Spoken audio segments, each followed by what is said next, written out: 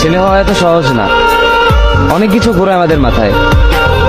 সব তো তোমার বইলা বোঝানো যাবে না, তারপরও কিছু বলি শোনো।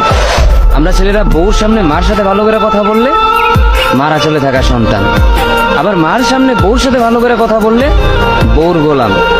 নিজের ছেলে মেয়েদের যদি মারি আমাদের দয়া মায়া নাই, আর ওই ছেলে মেয়েদের যদি কিছু না বলি আশকারা দিতেছি।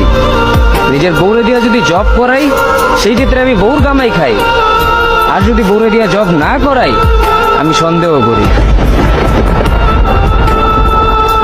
সারাদিন ঘরের বাইরে থাকলে আমরা বাদাইম্মা, আর যদি ঘরের ভিতরে থাকি তাহলে বেকার, কাজ কাম নাই। আর এই তোমাদের মেয়েদের গায়ে যদি আমরা ভুলেও টাচ করি না আমরা নির্যাতক, আর যদি তোমরা মেয়েরা আমাদের গায়ে হাত তোলো আমরা কাপুরুষ। আর একটা ছেলে কি বা করে পুরো লাইফে নিজের জন্য? মার ওষুধের থেকে শুরু করে বউ বাচ্চার প্রত্যেকটা সব পালন করার দায়িত্ব একটা পুরুষের। কিন্তু কি লাভ এত কিছু কইরা? দিন শেষে একটা ভুল করলেই সবাই ভুলা যায় যে কে কি করছে তার জন্য।